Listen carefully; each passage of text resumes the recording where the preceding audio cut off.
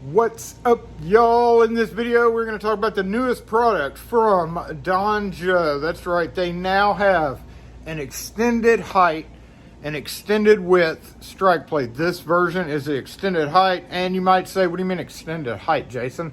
Those plates are all the same. That's right, they are typically called the ANSI strike plate because ANSI is American National Standards Institute, and it refers to the specifications for steel door and frames. These types of strike plates, which is 4 7/8 inch high by like 1.25 inch across, are pretty much the de facto standard as set forth by ANSI specifications. They're also sometimes called ASA strike plates, but that really defers back to the standard for commercial stored frames, commercial steel door frames. So yeah, they normally come like this with the square, or with this with kind of like a half moon cutout. It really depends on the manufacturer as to whether you're going to get this kind, but they all come with commercial grade 2 and grade 1 lever handles, knobs, all sorts of stuff, and because the cutout on a metal frame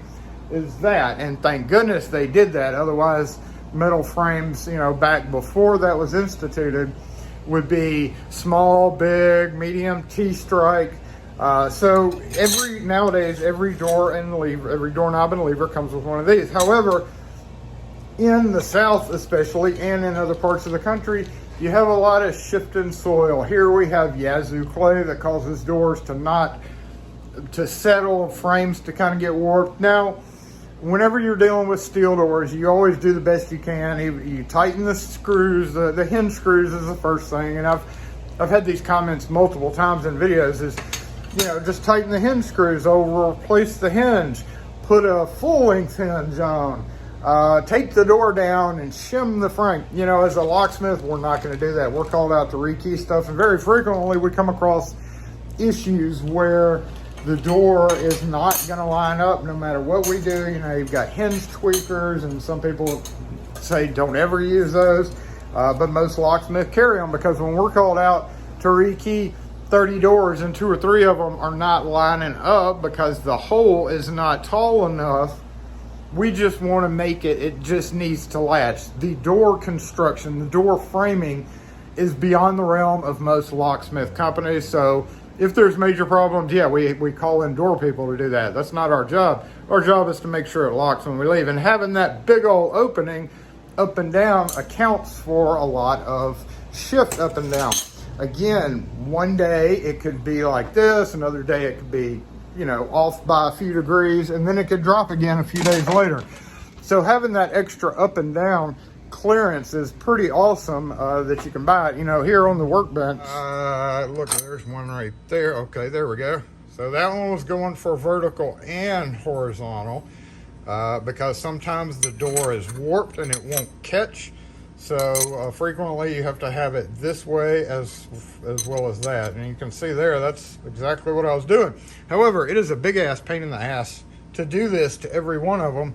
And considering you can buy these for only a little bit more than that, then it's and have a smoother finish. You know, you've got that, which most people won't see, but you don't have to spend the time doing that. It takes me about 5 minutes to drill and file each one of those. There's no real good way to do it.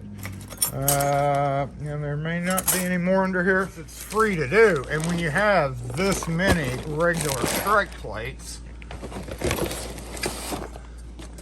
on hand, sometimes you really don't want to buy more. But when it comes finished like that, it's in taking the time away from actually having to drill the holes, knock material out, and then file it smooth, is much better, in my opinion, to go ahead and just stock a few of these. I only bought that about that one of our puppy visitors stopped by. So anyway, you can see it gives you about a 1/4 inch up and down of clearance, and it's actually, it is a little bit this way too, a little bit bigger that way.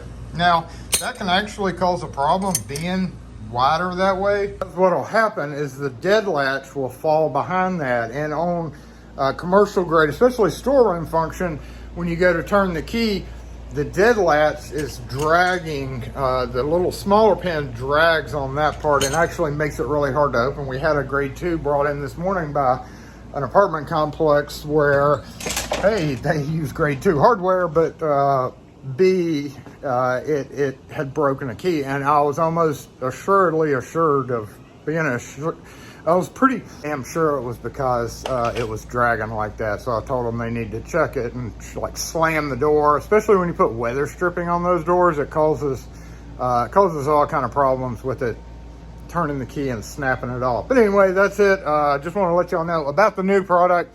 Not sponsored. I bought those on my own dime. I just saw somebody sent a brochure in from somewhere we don't ever order from, and I was like, OMG. So I checked one of our main distributors. Sure enough, they had it. So yeah, there you go. It's out there. EW, which is extended width. EH, yep, EH-161630 and EW-161. So extended height and extended width. That's product numbers. Check with your favorite distributor. If your favorite distributor doesn't stock them yet, then tell them you want them, because they're probably a pretty good thing to just have for a quick fix. And you just sell it to the customer. Anyway, thanks for watching. If you have any questions or comments on this video or any other ones, post them in the comment section. We'll catch y'all next video.